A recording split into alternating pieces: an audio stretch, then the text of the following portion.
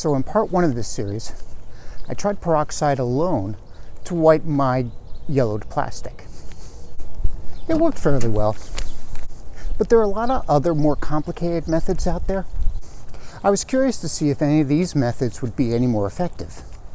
So Retrobrite is a process that started around 2007. Come on, Derby. Derby likes the sun. The idea actually arose out of Germany. People who restored and collected vintage computers, such as Commodore 64s and old Macintoshes, noted that consoles and parts were turning yellow. So they came up with a way to whiten them. So there are a number of products in the market specifically designed to whiten plastic, but they are expensive. I've seen some of them go as much as $21 for a 4-ounce bottle. The thing is that the Retr0Bright process involves very inexpensive household supplies. You don't need to spend $21 for a small bottle in order to get it done. You just need access to a few simple products. Today we're going to try hydrogen peroxide and baking soda. As I explained in my earlier video, hydrogen peroxide is a weak molecule, and what happens is that the plastic has oxidized over time. The hydrogen peroxide reacts with the oxidized plastic and in the process whitens it. Baking soda is just sodium bicarbonate. Sodium bicarbonate is an alkali. What happens is when an alkali is added to water, it helps activate the process of the hydrogen peroxide. And also because it's a powder, it helps thicken the solution in order to make it stick to your plastic easier. Come on, boy. I first learned about the whitening process from a Retroblasting video where they were restoring an X-Wing fighter.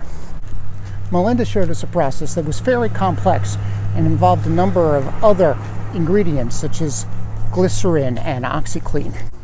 OxyClean is good at marketing, but what they don't want you to know is all it is baking soda and powderized hydrogen peroxide. Another toy collector called Toy Polloi on YouTube had a much simpler process. He put the action figures that had yellowed in a jar and then filled that jar with medical grade hydrogen peroxide, the things that you can buy in a drugstore. And then he left it out for about a day and a half. The process worked fairly well, but personally I don't like the idea of leaving action figures overnight in a solution. So today we're going to do a simpler process of just applying hydrogen peroxide and sodium bicarbonate or baking soda to the outside of the action figure and then leaving it under UV light. I'm going to have a link to all the YouTube videos that I saw before in the description below. The last experiment turned out well. On the left is the yellowed stormtrooper. On the right is the stormtrooper after a day in peroxide. I'm just curious to see if the simplest method works the best, or if we should add additional ingredients. My goal is to see what works best, so I can prepare myself for restoring my boyhood X-Wing fighter. I actually found my Wampa toy from 1981. The Wampa, of course, is the creature that attacked Luke Skywalker in the beginning of The Empire Strikes Back. Hey, steady girl! Hey, what's the matter? You smell something? There are some who argue that the Wampa attack was written into The Empire Strikes Back as a way to explain the scars that appeared on Mark Hamill's face, as he had a motor vehicle accident after the filming of Star Wars. Lucas denies it, but of course there are cuts from The Empire Strikes Back that show Luke's face being covered. You can let me know what you think in the comments. Here's the before. The legs are still white, both arms and the torso are yellow. I'm going to leave the torso alone, but then do each arm in a different method. The plastic on the Wampa has a lot more texture, so I'm going to start by cleaning the Wampa with soap and water. I'm using a toothbrush so I can get into the crevices in there. So here we have the baking soda, and this is hairdresser grade peroxide. The 40V means that it's 12% hydrogen peroxide. So the cup on your left has just peroxide, and the cup on your right has the peroxide and the baking soda.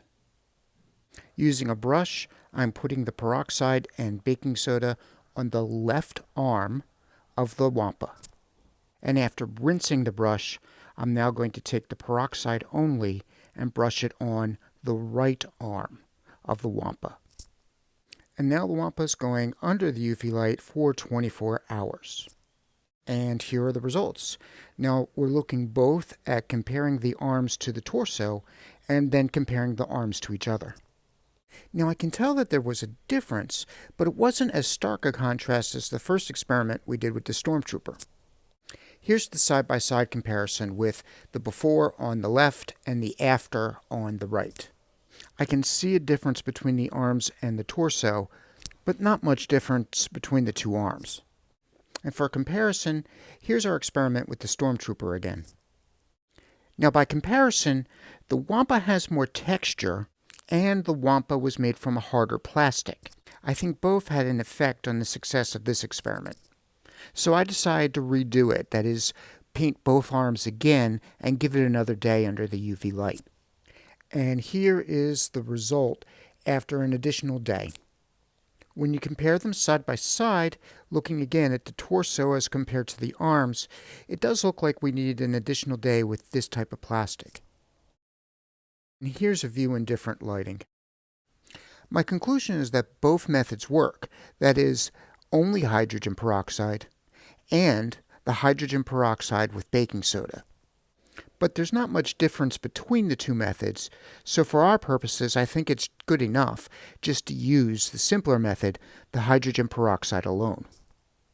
So join me next time, because in the next one of these experiment videos we'll be trying to restore my old X-Wing fighter.